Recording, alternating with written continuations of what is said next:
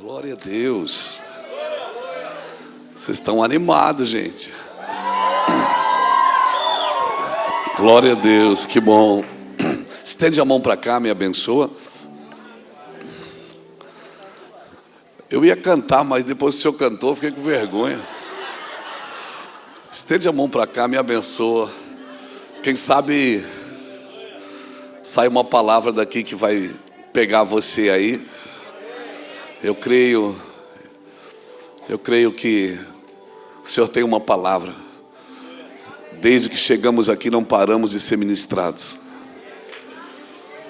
Obrigado, Jesus, por essa noite. Obrigado por esse tempo tão precioso.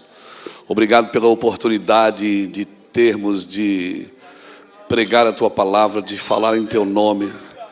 Ninguém é maior do que o Senhor. Nós estamos aqui por causa da Tua palavra. Estamos aqui por causa do Teu favor, do Teu amor, da Tua unção. Estamos aqui porque nós precisamos, temos sede e fome de um avivamento. Nós carecemos de Ti, Senhor. E que Teu nome seja glorificado nesse lugar. Aleluia. Irmão, já dava para ir embora já, né? Eu achei que eu ia ficar livre hoje. Já fomos tão ministrados, não é? Tão ministrados aqui desde ontem. A gente foi ministrado na hora do almoço hoje. Fomos ministrados no cafezinho da tarde. E coisa boa, né? Coisa boa. Alguém esses dias me procurou e disse: pastor, eu queria que o senhor orasse por mim, para Deus me usar. Eu disse: só tem uma forma de Deus te usar. É quando você não usa Ele. Quando você não usa Ele, você está no padrão. E ele disse: quando o senhor orou, como é que o senhor orou para Deus te usar? Eu digo: eu nunca orei para ser usado, eu orei para ser possuído. Eu queria que Deus me possuísse. Porque, irmãos, ser usado por Deus é um detalhe. Eu acho que Deus, Ele quer ser Deus através de você, mas Ele também quer ser Deus em você. Você vai perceber que Elias foi o cara que orou, veio vento, veio chuva, veio trovão, veio fogo, veio terremoto.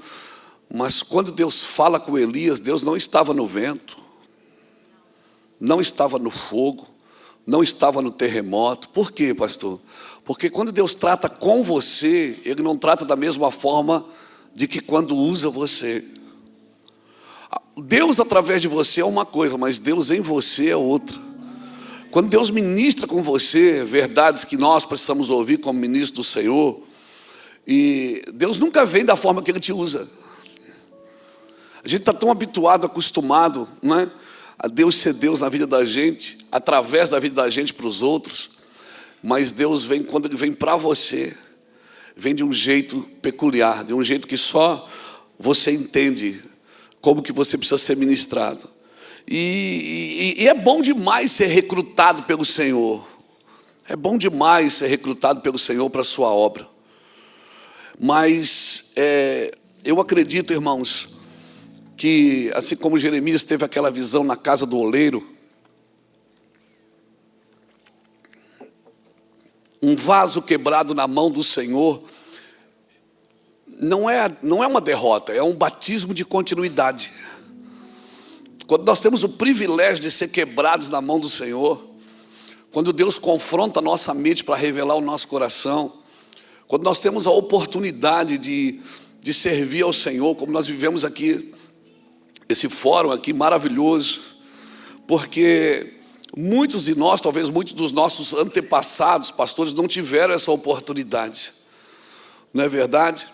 E eu viajo bastante o Brasil e às vezes eu vejo assim a expressão dos 5 ministérios, e às vezes eu não vejo a expressão dos 5 ministérios numa igreja só, porque eu acredito que os 5 ministérios eles devem fluir numa igreja. Às vezes eu vou pregar a igreja que às vezes o pastor ele é um evangelista, ele não é um pastor. E como é que você sabe que você está na igreja de um evangelista? Porque tem campanha toda semana. Acaba da chave, vem a do cadeado. Acaba do cadeado, vem a da porta aberta. Acaba da porta aberta, vem a das 7 semanas da vitória. E a promessa sempre fica para o domingo que vem. Não, domingo que vem você precisa estar aqui, não é? E aí eu fico pensando, aí eu vou na igreja, que às vezes quem pastoreia a igreja é um pastor. E como é que você sabe que você está na igreja de um pastor? Porque o pastor, ele não tem medo do diabo, ele tem medo de outro pastor.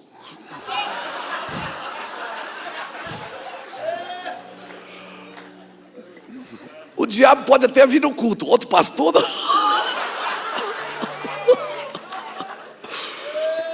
Quando o diácono chega para ele e diz: ó, tem um pastor aqui nos visitando, pastor. Da onde que ele é? Mais outro. É daqui de perto. Não é? E o pastor, às vezes, quando ele é pastor de uma igreja local, ele não tem uma mentalidade, como disse os pastores aqui de reino. Irmão, não tem problema a gente ser denominacional, desde que a gente pense em ter uma mentalidade plural de reino. Deus é plural. A oração que ele nos ensinou é: Pai nosso. O pão é nosso. Amém? Quando Deus cria, ele diz: façamos nós. Amém? Não tem problema ser denominacional. O problema é quando a gente não tem uma mentalidade plural. Porque Deus se move no plural. Deus se move na coletividade. Amém? Tem coisas que só vai acontecer no corpo, não vai acontecer na denominação. E às vezes eu vou na igreja, que é um profeta que cuida da igreja.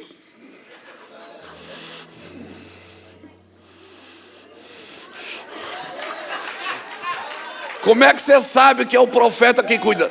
Porque do lado do púlpito tem uma mesa com trigo, um quepá, um chofá.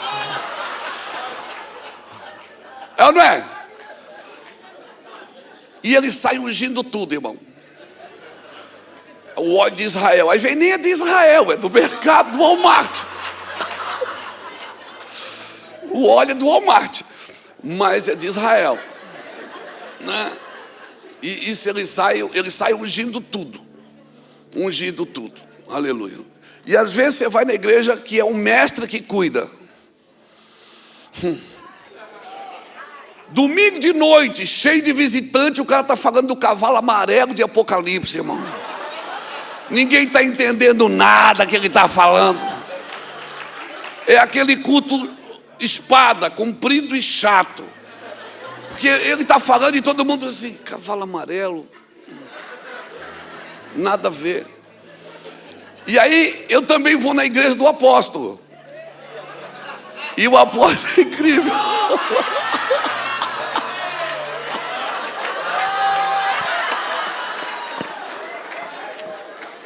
Você chega lá, eu queria falar com o apóstolo. Está viajando, não está? Cadê o apóstolo? Está viajando. Está onde? Está viajando. Mas eu marquei com ele. Mas ele já foi. Mas ele falou que vinha semana passada. Ele já veio, já foi de novo para outro lugar. Então a igreja é maravilhosa, porque ela tem todas essas expressões, não é? E eu fico pensando: Deus, que confusão é essa? Mas quando nós conseguimos reunir os 5 ministérios numa cidade, irmão, hoje aqui, vendo os irmãos ministrar, aqui falando, nós somos ministrados. A expressão dos 5 ministérios correndo no corpo de Cristo é maravilhosa, irmãos. Até que todos cheguemos à unidade da fé, ao pleno conhecimento de Deus, à estatura de um varão perfeito, para que não sejamos mais meninos levados por qualquer vento de doutrina. Oh meu Deus, eu oro para que o Senhor estabeleça os 5 ministérios no norte dessa nação, que o Senhor estabeleça os 5 ministérios em cada denominação. Amém? Nós não vamos sair por aí ungindo pastor, ungindo apóstolo, ungindo profeta. Eu tratei de pastores, irmãos, que pagaram para ser ungido apóstolos. E nós precisamos voltar, nós precisamos retornar. E eu peço que Deus me dê graça para falar um pouquinho de algumas coisas que estão no meu coração. Eu espero contribuir com aquilo que está sendo construído aqui nesses dias, não é? E eu eu acredito que enquanto há raiz, há renovo. E Deus tem muito para derramar, irmãos. Muito para derramar. Deus nunca me permitiu vir morar na América, mas eu tenho uma bandeira americana no meu quarto de oração desde do mês que eu me converti, que eu voltei para Jesus. Tem 2 presbiterianos aqui, viu, pastor? Também descendência, glória a Deus. Nós somos a maioria agora. Nós já podemos votar. Já podemos votar no presbitério, que já tem 2 aqui, aleluia. Meus bisavós eram presbiterianos, meus avós. A primeira igreja presbiteriana da região ali de Camboriú, que não tinha evangelho pentecostal, foi um terreno do meu bisavô que doou. Ele foi morto, assassinado, morreu cedo, mas eu estou aqui. Amém? Então eu queria pedir que você abrisse sua Bíblia em Números, capítulo 9, o versículo 15. Eu falei para o pastor Rafael, Deus mudou a minha mensagem ali em 5 minutos. Essas pegadinhas. E eu queria contribuir com aquilo que está sendo dito aqui. Porque tem coisa, eu tenho aqui no meu iPad uns 5 mil esboços. Mas tem coisa que eu não acho aqui. Aí eu ponho um código embaixo da nuvem. Aí quando a nuvem vem, irmão, aí já era. Alguém me disse assim, pastor, como é que você se sente no ministério? Eu digo, meu irmão, eu sou aquele pingo gelado no meio do seu banho quente. Sabe aquele, você está tomando banho quente, aqui não acontece muito, mas no Brasil os chuveiros ainda são elétricos, muitos lugares os chuveiros são elétricos. Então você está tomando um banho quente, tem um pingo gelado que você não sabe de onde ele vem, irmão. Mas ele te força a olhar para cima. Eu quero ser esse pingo gelado no meio do seu banho quente aqui nessa noite, amém? Que vai fazer você meditar, fazer você olhar para cima. Eu gosto disso, irmãos. Eu gosto desses desafios que nos fazem caminhar mais. Vai lá. Números 9:15 diz, no dia em que foi erigido o tabernáculo, a nuvem cobriu, a saber, a tenda do testemunho, e à tarde estava sobre o tabernáculo uma aparência de fogo, até a manhã. Assim era de contínuo, a nuvem o cobria, e de noite havia aparência de fogo. Quando a nuvem se erguia sobre a tenda, os filhos de Israel se punham em marcha, e no lugar onde a nuvem parava, os filhos de Israel acampavam. Segundo o mandato do Senhor, os filhos de Israel partiam, e segundo o mandato do Senhor se acampavam. Por todo o tempo em que a nuvem pairava sobre o tabernáculo, permaneciam acampados. Quando a nuvem se detinha por muitos dias sobre o tabernáculo, então os filhos de Israel cumpriam a ordem do Senhor e não partiam. Às vezes a nuvem ficava poucos dias sobre o tabernáculo, então segundo o mandato do Senhor permaneciam, e segundo a ordem do Senhor partiam. Às vezes a nuvem ficava desde a tarde até a manhã. Quando pela manhã a nuvem se erguia, punham-se em marcha, quer de dia, quer de noite. Erguendo-se a nuvem, partiam. Se a nuvem se detinha sobre o tabernáculo por 2 dias, ou por 1 mês, ou por 1 ano, enquanto pairava sobre ele, os filhos de Israel permaneciam acampados e não se punham em marcha, mas erguendo-se a nuvem, partiam. Segundo o mandado do Senhor se acampavam, e segundo o mandado do Senhor se punham em marcha. Cumpriram o seu dever para com o Senhor, segundo a ordem do Senhor, por intermédio de Moisés, seu servo. Aleluia. Meu irmão, obrigado, Jesus, pela tua palavra. Você olha para esse texto, você vai ver uma coisa. As palavras mais expressivas aqui são: partiam, acampavam, paravam, a nuvem, seguiam, marchavam, partiam, acampavam. Ou seja, eles estavam em constante movimento, mas não como eles queriam. Eles ficavam ligados na nuvem. De repente eles acampavam, a nuvem parava, um olhava para o outro, Zé, parou. É aqui, vamos parar. Parava, como eles estavam. Alguns ficavam 2 dias, às vezes 1 manhã. Imagina, eles estão desmontando os animais, tirando as lonas, tirando as tendas. De repente eu olhava para cima e dizia: José, está movendo de novo. Eles desmontavam tudo e saíam atrás da nuvem. Irmãos, por que a nuvem veio?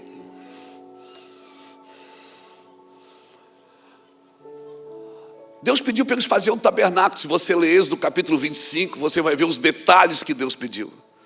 Deus disse: vocês vão fazer um tabernáculo. Primeiro ele disse: levante a oferta, segundo o homem, o coração for voluntário para fazer isso, dele você recebe a oferta. Segundo o coração desse homem for voluntário, dele você recebe a minha oferta.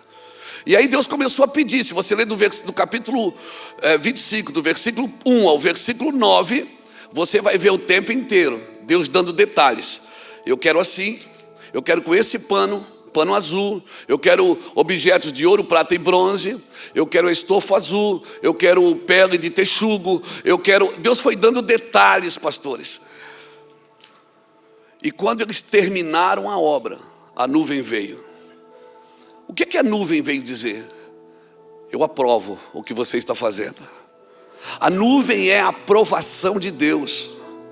Por isso que está difícil de ouvir homens que não carregam a nuvem, que não atrai a nuvem, que não atrai a presença. Quando um homem, a vida dele, pode baixar um pouquinho? Quando um homem, a vida dele, como foi dito aqui hoje, a vida dele começa a ministrar a vida de outros, irmãos, certamente ele vai baixar a nuvem. E quando a nuvem vem, a nuvem está dizendo para você o seguinte: eu aprovo o que você está fazendo. Já foi dito aqui hoje, eu só quero ser redundante. A nuvem não segue o maná, é o maná que seguia a nuvem. Então para de olhar para o maná e olha para a nuvem, porque a nuvem é a aprovação de Deus. Se a nuvem veio, Deus está dizendo: eu aprovo o que você está construindo, eu aprovo o que você está fazendo, eu aprovo tudo que você está, como você está se movendo. A nuvem para mim nada mais é do que a aprovação de Deus.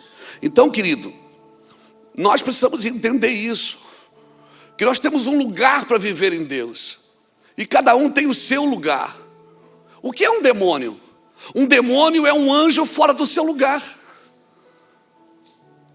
Um sacerdote fora do seu lugar, ele também vai manipular, ele vai controlar a vida dos outros, ele vai ser uma coisa que ele não foi chamado para ser. A Bíblia fala que a mulher sábia edifica a casa, mas a tola destrói. Sabe que eu achava que era duas mulheres, uma sábia e uma tola, mas é uma só. Porque a tola é uma mulher sábia fora do seu lugar. Então Deus nos chamou para andar num lugar. Deus tem uma medida para cada um de nós. Se eu fosse colocar um tema nessa mensagem, eu chamaria as medidas de Deus. Porque Deus tem uma medida e eu não posso andar fora da minha medida. É um tempo e um modo para todas as coisas debaixo do céu. Quando muda a estação, tem que mudar a roupa. Amém? E às vezes nós queremos continuar de um jeito que Deus nos chamou. Irmão, Deus usou um homem para tirar o povo do Egito, mas usou outro para introduzir a promessa. Porque Deus vive em constante movimento, a sua criação está em movimento. E eu e você precisamos entender isso como ministros, porque senão nós não vamos entender. Não vamos trabalhar inutilmente. O que é trabalhar inutilmente? É fazer uma coisa que Deus me chamou para fazer. Sabe?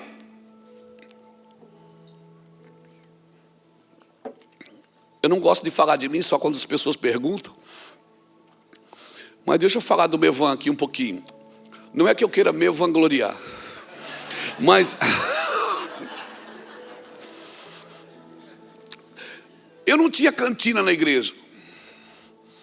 E as pessoas elas são rápidas para arrumar trabalho para a gente. As pessoas dizem assim: pastor, por que você não faz assim? Eu digo: faz você, eu já estou fazendo. Eu já estou trabalhando. Pastor, por que a gente não vende cachorro quente no final do culto? Eu disse: você faz? Se o senhor deixar, eu faço. Eu digo: então faz. Ele trouxe uma caixinha de isopor com 50 cachorro quentes. Vendeu tudo de uma vez só. Pastor, Vamos fazer espetinho para a semana que vem? Eu disse, faz. Você faz? Faz. Então, manda bala. Pastor, mas só um espetinho, cachorro quente, sem tomar nada também é terrível. Pode vender um refrigerante? Você compra e vende? Vendo. Moral da história, irmão. 1 ano depois, 8 meses depois, eu chamei ele e disse, agora você tem que fechar a sua oficina e vir trabalhar na cantina da igreja. Ah, por quê? Eu disse, porque foi você que começou. Não, mas isso aí eu passo para a igreja. Eu digo, a igreja não quer. E eu já estou trabalhando. Não, pastor, mas eu sou mecânico. Eu digo, então fecha a cantina.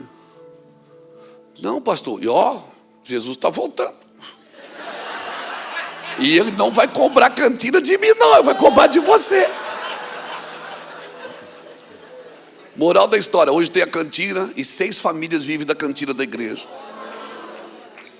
Não tinha culto de casais. Pastor, vamos fazer um culto de casais? Você faz? Você tem chamado? Eu acho que eu tenho. Você faz? Veio 8 casais, irmão. Pastor, vamos fazer um retiro? Você faz? Foi 18 casais no retiro. 1 ano depois, chamei o pastor Juscelio e disse, Juscelio, cara, você tem que cuidar do ministério de família. Não, mas eu tenho meu trabalho. Eu digo, então para. Não, mas eu passo para o senhor. Não quero. Só quem gosta de crente é Jesus. Eu já tenho meus crentes. As pessoas arrumam um trabalho para a gente e nos tiram do altar. A primeira igreja, quando ela cresceu, sabe, os apóstolos chamaram as pessoas e disseram, olha, está crescendo, as pessoas estão ficando sem comer, está uma confusão aí, vamos levantar homens para este importante negócio, porque nós vamos nos dedicar à oração e à palavra. Hoje, irmão, nós temos pastor encanador, pastor pedreiro, pastor pintor, mas o seu chamado é oração e palavra. O seu chamado é alimentar. Aí ele me falou, disse, não, mas eu tenho meu trabalho. Eu digo, então para o ministério de casais, porque eu não tenho como cuidar disso. Eu já estou trabalhando, eu já sou um pregador. Não, pastor. Irmãos, uma igreja em departamento, você abre os departamentos e põe alguém para cuidar. Uma igreja de ministério, você espera a pessoa chegar, porque o ministério está dentro dela, ela carrega o ministério. Então a minha oração é que Deus abra seus olhos para achar as pessoas que carregam os ministérios. Sua igreja vai frutificar, vai crescer. Irmão, o pastor falou, ficou 60 dias fora de casa. Irmão, eu viajo o Brasil inteiro, o mundo inteiro pregando, eu e Iraci. E o ministério não para de crescer. Eu acho que quem atrapalha o ministério sou eu. E eu chego lá, a bandeira não está no lugar que eu botei. Cara, para que eles mexem na minha bandeira? Não, nada funciona como eu queria. Eu digo, pastor Beto, não, pastor, o senhor não estava. Daí eu digo, Beto, a minha bandeira. Sabe, Deus diz assim, deixa, Luiz, deixa os meninos rodar. Deixa o menino rodar. Irmãos, sabe, eu até conversei isso com alguns pastores. Um dia Deus nos mostrou uma panela de pipoca. Não essa pipoca de micro-ondas, essa é ruim, irmão. A pipoca raiz. Aquela que você bota na panela, bota sal, bota azeite, mexe, e ela fica... que você tem que virar a tampa com um pano de louça em cima. Bem raiz mesmo. Não é? Aí, quando acaba o barulho, você pensa, está pronto. Aí você pega uma bacia e quando você vira a panela, você percebe que tem um monte de pipocas embaixo que não estouraram. Culpa de quem? Da panela? Do fogo? Do sal? Do azeite? Não, culpa das pipocas que já estouraram e não saíram de cima. Então o meu trabalho e o seu é dizer para as pipocas que já estouraram, sai daí, irmão, não atrapalhe os outros. Deixa os outros crescerem também. Deixa as pessoas crescerem. Meu irmão, se você baixa a nuvem, se você obedece Deus nos detalhes, porque Deus é detalhista. Tudo que ele foi construir, ele deu medidas. O tabernáculo tinha medidas, a arca tinha medidas, o templo tinha medidas. E eu e você fomos chamados para andar nas medidas de Deus, não para criar doutrinas para Deus se enquadrar nelas. Deus tem uma medida para nós como cristãos. Então eu faço sempre pergunta: eu quero, eu posso, eu devo? Não, por quê? Porque está fora da minha medida. Está fora da minha medida. Você não vai ser feliz juntando dinheiro, você não vai ser feliz crescendo no ministério, você vai ser feliz fazendo o que Deus te chamou para fazer, da medida que Deus estabeleceu para você andar. Aleluia! Por isso, eu gosto de ouvir pessoas que baixam a nuvem, irmãos, que carregam a nuvem, que andam debaixo da nuvem. Um homem que faz a nuvem descer são homens e mulheres que andam nos detalhes de Deus. Como que Deus disse? Foi assim que Deus falou? Que dia que Deus disse? Como foi dito aqui hoje, a unção não aprova você. O que aprova é a obediência. Popularidade não te aprova. A popularidade empurrava Jesus para o trono, mas a missão empurrava Jesus para a cruz. Ei, a popularidade não te aprova e não te garante nada. O que te garante é a obediência, irmãos. Aleluia. Não faça conforme o modelo que você acha que tem que ser. Se você ler Êxodo 25, versículo 40, ele diz: faz tudo como você viu que eu te mostrei aqui no monte. Tem um detalhe, irmão, não tinha outro caminho. Quando acabou a construção, a nuvem veio. A nuvem está dizendo para mim, a presença de Deus está dizendo para mim: você fez a coisa certa, e por isso eu vim. E o que vai transformar a sua vida não é o poder de Deus, é a presença de Deus. Você pode estar num culto com 30 anos, debaixo do poder de Deus. Como é que foi o culto hoje? Foi maravilhoso, caí 3 vezes na unção. O que te transforma é a presença. Porque quando eu abro minha Bíblia e falo de Deus, eu atraio o poder. E o poder vem sobre você. Você pode ser curado, você pode ser liberto, você pode ser transformado. Mas daqui a pouco esse culto vai acabar, a gente vai jantar. Vai, né, pastor? Vai, a gente vai jantar. A gente vai jantar daqui a pouco. E aí, pastor João, eu vou parar de falar de Deus. E você vai perceber que quando você para de falar de Deus, o poder também vai embora. Mas você vai para casa, vai para o hotel, você vai falar com Deus. E quando você fala com Deus, não é o poder que vem, é a presença. E cara, na presença ninguém consegue.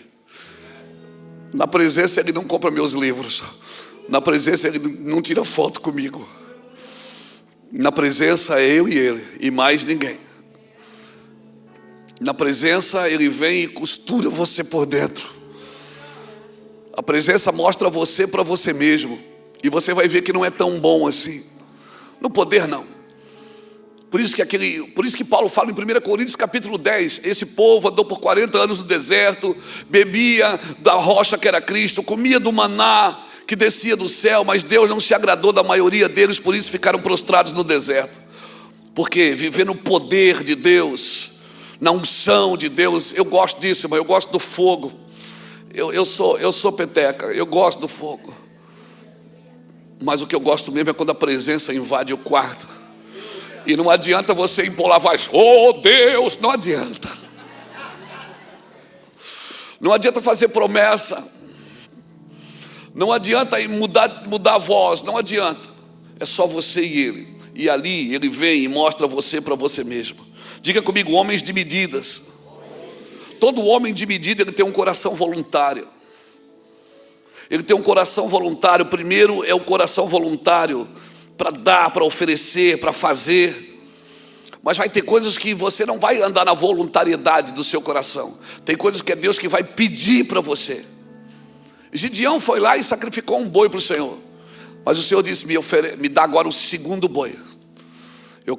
Tem ofertas que é Deus que te pede, não é você que der. Ah, estou sentindo de dar. Tem oferta que você não sente, é Deus quem te pede. E quando Deus te pede, tem um propósito. Fique tranquilo que eu não vou fazer outra oferta. Relaxa. Eu só estou falando que tem coisas que Deus vai pedir para você. e não vai pedir para os outros. Nossa filha Bruna Caroline, ela casada com o Charles, que viaja comigo. Quando ela era menininha, um dia ela chegou para mim com os olhinhos cheios de lágrimas e disse: pai, por que na vida da gente tudo é mais difícil? Tem um monte de gente que faz tudo errado e dá tudo certo para eles. Por que para nós não é tão... É tudo mais difícil. O senhor é pastor, é um homem de Deus, a mãe é uma mulher de Deus, e a gente está sempre sofrendo, sempre passando por dificuldades. Eu abracei ela e disse: filha, eu não sabia o que dizer, mas eu creio que Deus iluminou minha mente. E eu disse para ela: filha, as exigências de Deus são para os íntimos. Deus não exige nada de crente meia boca. Deus sabe com quem Ele pode contar. Deus sabe quem anda nas suas medidas. Deus sabe com quem Ele pode contar. E por isso, querido, que eu acredito que a Bíblia diz que a terra é dos mansos. A terra não é dos que guerreiam, é dos mansos. Os mansos herdarão a terra. Amém? A terra é deles. Não é quem vive brigando, mas é quem vive em paz. Quem está longe dessa neurose evangélica. O que é a neurose evangélica? Atos repetitivos sem base racional. Quem vive longe disso, que está disposto a andar nas medidas de Deus, por mais difíceis que elas sejam, se prepare, porque Deus vai te pedir coisas. Se você quer viver o que poucos vivem, você não pode querer fazer o que muitos fazem. Você vai ter que soltar algumas coisas. Deus vai pedir algumas coisas para você. Se prepare. Essa é a hora que você diz: ai, aleluia. Ai, aleluia. Porque Deus vai pedir coisas para você. E eu vou te falar, as exigências de Deus são para os íntimos. Salmo 25 e o verso 14: o segredo do Senhor é para aqueles que o temem. Tem uma forma de Deus trabalhar, tem um jeito de Deus fazer. E não adianta, irmãos. Tem gente que você não consegue botar isso na cabeça, no coração dela. Não consegue. Discutir com pessoas que não aceitam a verdade é como você dar remédio para quem já morreu. Está morto, não adianta, o remédio não faz mais efeito. Não consegue se soltar dali.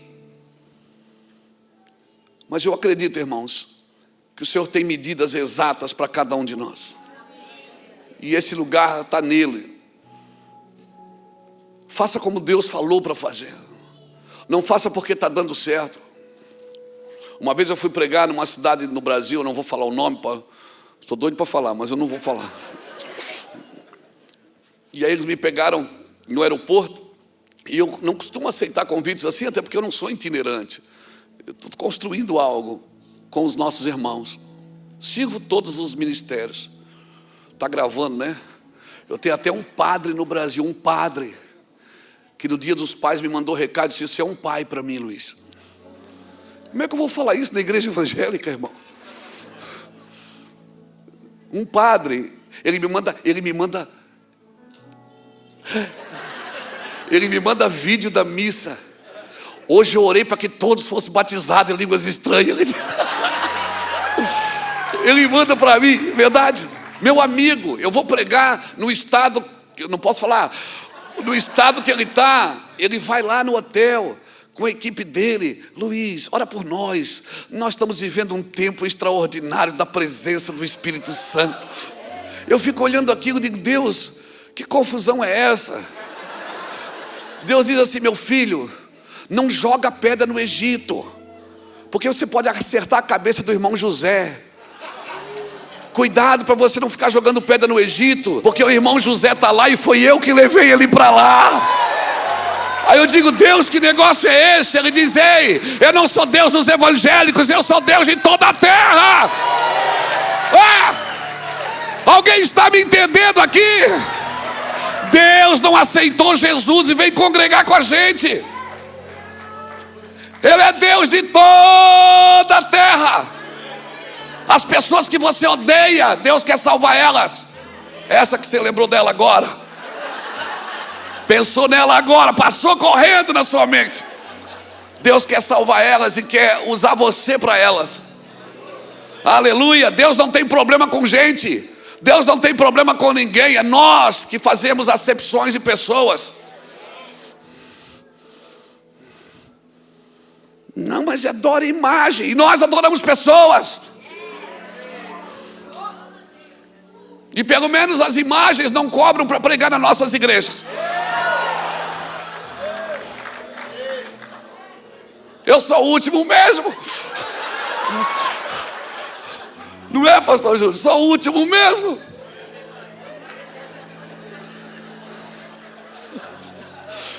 O lugar que você acha que Jesus deveria governar, que Jesus deveria ensinar sobre adoração, onde seria?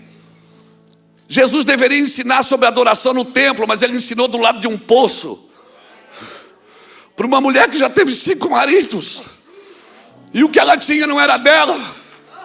Ele sentou do lado dela e ensinou sobre adoração. A primeira vez que a palavra adoração aparece ali, que os verdadeiros adoradores, meu Deus, meu Deus, nós vamos ter tanta surpresa na eternidade, irmãos. A primeira surpresa que você vai ter, pelo menos 3 você vai ter.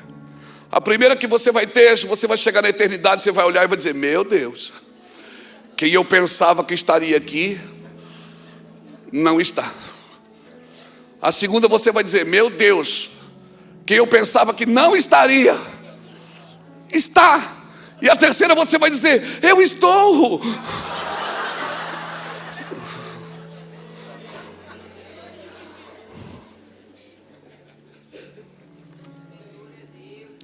Não enquadre Deus na sua religiosidade. Não enquadre Deus no seu padrão. Não enquadre Deus. A primeira revelação que você precisa ter de Deus é que Ele não é homem, Ele não pensa como você. Meus caminhos são mais altos que os seus caminhos, e os meus pensamentos são mais altos que os seus pensamentos.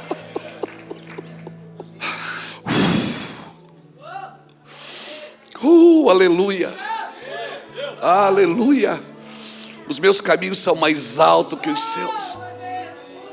Assim como cai a chuva e a neve do céu e para lá não torna, mas antes da semente ao que semeia e pão ao que come, assim a palavra que sai da minha boca, ela não voltará para mim vazia, mas ela vai prosperar para aquilo que foi designado. Sabe qual é o nosso problema? É que a chuva e a neve a gente vê cair. A chuva e a neve a gente vê cair. Quando Deus diz: assim te diz o Senhor. Como é bom ouvir uma palavra assim, irmão. Quem aqui já ouviu? Quem aqui já recebeu uma profecia assim te diz o Senhor? Meu Deus, a gente ouve só a metade, porque a outra metade a gente está chorando. Tem que perguntar para alguém: o que é que ele disse mesmo? Fala para mim. Mas a Bíblia diz que assim como cai a nuvem do céu e para lá não torna, mas antes da semente ao que semeia e pão ao que come, assim a palavra que sai da minha boca. Toda palavra que cai sobre você, ela tem um objetivo: é pegar você e levar para Deus. Você vê a palavra cair, mas você não vê ela voltar, mas ela volta. Você vê a nuvem cair, obrigado pastora. Você vê a nuvem cair, você vê a neve cair, a chuva cair, mas você não vê ela voltar, mas ela volta. Então, na nossa concepção humana, a gente acha que Deus só está trabalhando quando Ele está derramando, não quando Ele está evaporando a gente, para nos levar com Ele. E vai levando o teu coração. Por isso que onde estiver o teu tesouro, aí está teu coração. Tem gente que só está andando aqui na terra com vasilhame, meu irmão. O coração não está mais aqui. A mente não está mais aqui. Tudo que ele faz, ele produz no seu lar, produz na sua família, mas ele não está mais nessa terra. Aleluia. Ele está ali. Então, por favor, não acha que Deus só trabalha quando você recebe uma palavra. Na realidade, Ele trabalha quando Ele está evaporando você, quando Ele está tirando e levando você para Ele. Assim é a chuva e a neve que cai do céu e para lá não torna, mas antes da semente para o que semeia e pão ao que come, assim é a palavra que sai da minha boca. Irmão, se você tem uma palavra para andar nas medidas de Deus, ande nelas. A palavra que mantém a gente de pé, irmãos. Mas como eu disse ontem, eu não me alimento da Bíblia, eu me alimento de Cristo. A Bíblia é só o menu. Eu nunca fui na Bíblia buscar uma pregação. Não, pastor, não. Eu sempre fui nele. E quando ele fala, porque se eu não estou disposto a ouvir a voz, do que adianta estudar a letra? A Bíblia é clara quando ela diz que a letra mata, mas a vida de Deus, você se alimenta de Cristo, do Cristo vivo, do Cristo das Escrituras, e Ele tem uma medida exata. Você vai perceber que ninguém se converteu antes da cruz. Ninguém se converteu antes da cruz. Ele diz: eu prego para que vocês ouvindo não ouçam, e não creiam, e não sejam perdoados os vossos pecados. Ninguém poderia se converter antes da cruz. Mas depois da cruz, no primeiro culto, 3.000 almas se entregaram para Cristo, e Ele nem estava mais ali, só o seu Espírito. Porque quem se converte sem cruz, se converte ao benefício do Evangelho, e não à eternidade dele, e não ao propósito eterno dele. Essa não é uma medida exata. Deus tem uma medida. Jesus ensina sobre adoração para uma mulher num lugar contaminado. Ela até perguntou para ele: mas a gente não se dá, eu sou de outra igreja, por que você está falando para mim? Eu não congrego com você, eu congrego em outro ministério. Ele diz: não, mulher, mas vai ser, sabe, vai chegar um dia que os verdadeiros adoradores me adorarão em espírito e em verdade. Ela disse: és tu maior que o nosso pai Jacó, que fez o poço, que ele bebeu, seus filhos beberam, seus gados beberam, e nós estamos bebendo ainda? E Jesus começa a ministrar com aquela mulher, num lugar contaminado. Ele deveria falar isso no templo, mas ele fala para uma mulher do lado de um poço. Uma mulher que já teve 5 maridos, estava no 6º, mas agora o 7º marido estava passando na vida dela. O perfeito. Aleluia. O perfeito. Irmão, e se nós vivemos com Cristo, pastor, mas é difícil. Querido, se você viver com Cristo, o mundo não te atrapalha. Se você come de Cristo, o mundo não te atrapalha. Se você anda nas medidas de Deus, o mundo não te atrapalha. Somos nós que atrapalhamos o mundo. Nós atrapalhamos o mundo por causa da vida de Deus em nós. O mundo se rebelou contra o homem. Por quê? Porque o homem se rebelou contra Deus. Deus não tem problema de ajustar as coisas. O mundo não espera a igreja. Ou melhor, o mundo não espera a volta de Cristo. Quem espera somos nós, a igreja. O mundo espera você se manifestar e levar as medidas que Deus te entregou para eles. Por isso que a Bíblia diz que aquele homem que foi assaltado caiu na beira de um caminho. Passou um sacerdote, passou de largo. Passou um levita, passou de largo. Mas um samaritano parou e ajudou. O que eu aprendo aqui? O sacerdote e o levita passaram de largo. Por quê? Porque eles eram maus? Não. É porque eles trabalhavam no templo. Então eles pensam: o que é fora do templo não é problema meu. O que é fora do templo não é problema meu. O sacerdote e o levita, a limitação deles era o templo. Não é dentro do templo, não é problema meu. Mas um levita, um samaritano tinha templo? Então ele não tinha limites. Ele parou e ajudou. Por quê? Porque ele não estava preso, limitado a um templo. Por que Deus estabelece uma igreja num lugar? Para mudar o ambiente, irmão. Para mudar a cidade, para transformar o lugar.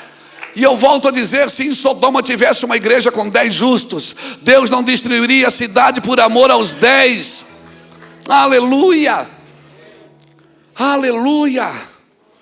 Afie bem as suas espadas aqui dentro, mas se você quiser viver um avivamento, você vai ter que ir lá fora. Se prepare em tudo, vai buscar Deus, faça campanhas de oração, de jejum, façam vigílias, taca fogo nesse altar. Mas se você quiser viver um avivamento, você vai ter que ir lá fora. Você vai ter que sair, assim como Jesus deixou o seu lugar, assim como muitos de nós temos que deixar o nosso lugar. Quando você está na igreja local, a gente está na igreja local, Rapaz, a gente prega, você já viu? Aí vem alguém de fora, a gente convida alguém de fora e prega a mesma coisa que a gente prega todo domingo. Aí o povo diz assim: meu Deus, que palavra você ouviu, pastor? Eu digo: pô, estou aqui 20 anos falando para o cara a mesma coisa. Mas quando a gente sai para pregar fora, irmão, a gente fica possuído. Assim, o Espírito pega a gente é transformado. Coisas que a gente fala lá na nossa igreja local, que o povo diz: amém.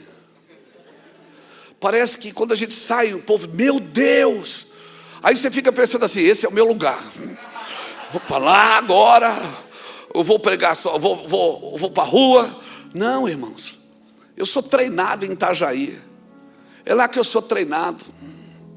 Lá que eu sou treinado. Às vezes eu estou expulsando o mesmo demônio da mesma pessoa 10 anos. É os mesmos problemas. Quando o irmão liga, eu já sei o que é.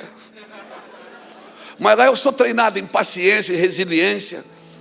Porque quando eu saio, a espada está afiada. Amém. É lá que a gente sai. Esse dia até uma irmã, preguei uma mensagem lá. Ela disse: pastor, posso falar com o senhor no final do curso? Pode? Ela disse: essa mensagem que o senhor pregou, faz uns 15 anos que o senhor pregou ela aqui, não faz? Eu digo: faz. Eu sabia. Eu percebo que o senhor repete as mensagens de vez em quando. Aí eu fiquei branquinho, vermelhinho, disse: não, eu repito. E ela disse: por que o senhor repete as mensagens? Eu disse: porque vocês repetem o pecado. Vocês repetem o pecado, eu tenho que repetir a mensagem. E a palavra se renovará a cada dia, irmão, cada manhã. Porque ela está na medida de Deus. E se ela está na medida de Deus, ainda que esteja a mesma medida sempre, Ele vai fazer nova todas as coisas, todos os dias, em todos os anos. Aleluia, aleluia. E o pior é quando a sua esposa, que já ouviu a mensagem, chora de novo, irmão. Glória a Deus. Anda na medida de Deus. E só tem um jeito para andar na medida de Deus: é obedecendo o que Deus mandou você obedecer. Amém, querido? Cuidado com as suas palavras. Como eu disse ontem, eu quero jogar sementes aqui. Nós tivemos um retiro de pastores agora aqui da Flórida. Juntamos os pastores que caminham conosco aqui nos Estados Unidos. E teve um dia lá que eu falei 8 horas. Nós vamos construindo. Numa conferência como essa, ninguém consegue dar tudo. Nenhum pregador consegue passar tudo. Então nós estamos aqui jogando chaves, sementes, acreditando que você quer mais. Porque uma pessoa que vem numa conferência, irmão, ela quer mais do que um culto. Pessoa que faz uma inscrição e vem numa conferência, passar grande parte do seu dia, é porque ela quer mais do que um culto. E nós queremos honrar a sua vontade e a sua fome. Eu estou cansado de fazer festa para quem não está com fome. Nós queremos honrar a sua fome. Nós vamos entregar tudo. Amém? Nós vamos entregar tudo. E seja intenso mesmo, irmão. Grita mesmo. Mas Deus não é surdo, mas você também não é mudo. Grita mesmo, vai para cima, irmão. Chama para a briga. Eu quero isso. Eu era o cara que eu ia para a igreja. Aleluia, aleluia. O pastor Lapa, que hoje é vice-presidente do Mevan, ele ficava na minha frente, nós éramos amigos de infância. Ele dizia para a esposa: vamos ficar longe do Luiz, que o Luiz grita demais. E eu ficava lá: aleluia. Até hoje ele é o vice-presidente do Mevan, faz 23 anos. Ele me ouve gritar todo dia, irmão. Mexe com quem está quieto. Intenso, seja intenso. Seja intenso, mergulha mesmo, irmão. Pula sem paraquedas. Não tenha medo de correr risco. Faz quanto tempo que você não anda sobre as águas? Quanto tempo faz que você não tira uma moeda da boca de um peixe, irmão? Porque você está muito racional. A razão é necessária, irmãos. Mas quando o Espírito vem, esquece, meu amigo. Você não vai conseguir andar na razão. Pensa num cara racional, sou eu. Tudo 2 e 2 é 4 e ponto final. Mas quando o Espírito chega, irmão, organize a sua vida. Deixe tudo pronto. Mas deixe um hiato no meio, para quando a presença de Deus chega, tira você dali e diz: agora você vai andar nas minhas medidas. Ok, você organizou tudo, Você organizou de 50 em 50, de 100 em 100, mas agora quem multiplica os pães sou eu. É eu que vou fazer e você vai desfrutar disso. Aleluia! Glória a Jesus! Aleluia! Por isso, irmão, cuidado com as suas palavras. As suas palavras também podem tirar você das medidas de Deus. A minha pergunta é: se você pudesse comer todas as suas palavras, a sua alma seria nutrida ou envenenada? Se você pudesse comer das palavras que você libera, a sua alma seria nutrida ou envenenada? Irmão, as medidas de Deus, elas são sobrenaturais.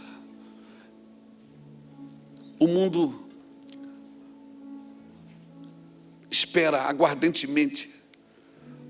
Ele aguarda a manifestação da igreja, dos filhos de Deus. Mas tem coisas que você vai ter que ir. Você vai ter que ir lá, irmão. Não dá para você esperar. Eu acredito que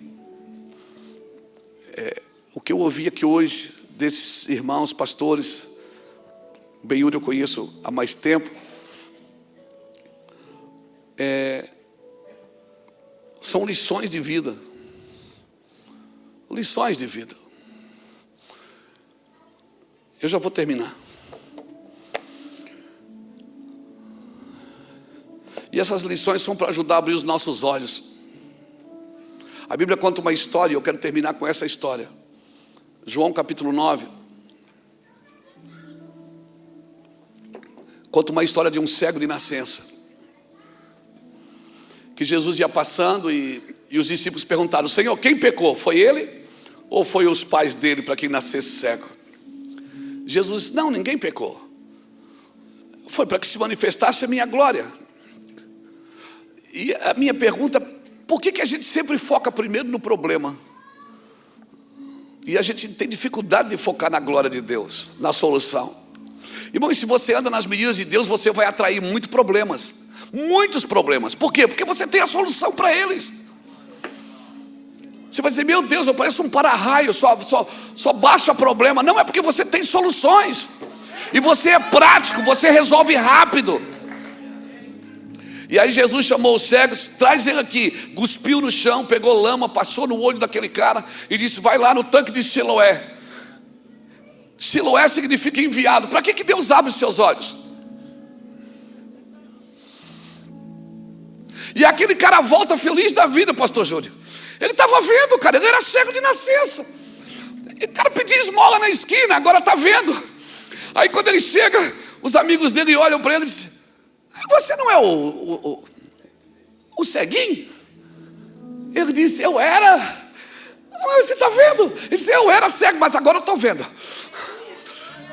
Ah, você não era cego coisa nenhuma. Você está miguelando aí. Como diz lá no sul, migué. Migué. Não, eu era cego sim. Como é que você está vendo?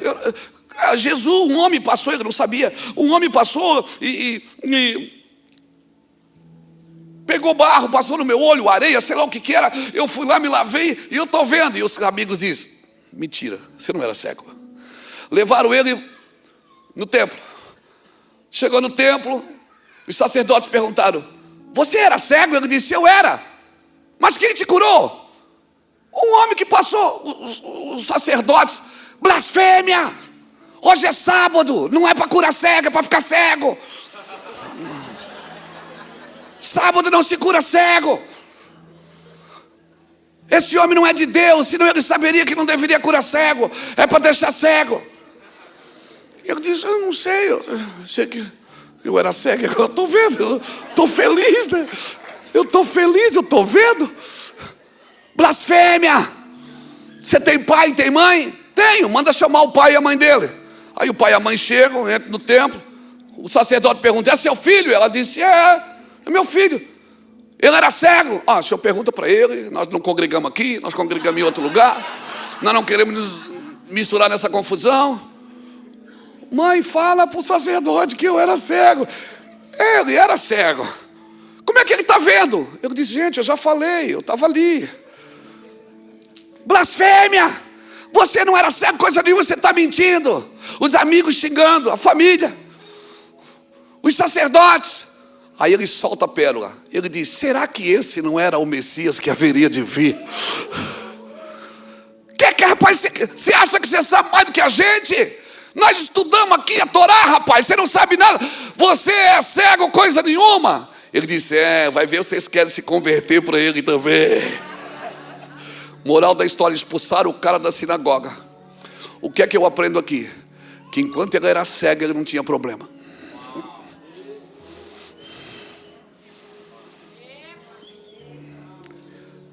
Ele era o ceguinho que pedia esmola, não incomodava ninguém. Sabe como é que você começa? Sabe quando é que você começa a ser um problema? Quando você começa a enxergar. A minha pergunta é: você quer ver mesmo ou quer ficar ceguinho pedindo esmola? Você quer ver mesmo o que Deus tem para te mostrar? Moral da história: o cara era cego, não tinha problema com ninguém. Agora ele está vendo, teve problema com os amigos, com a família e com a religião. Deixa o menino rodar.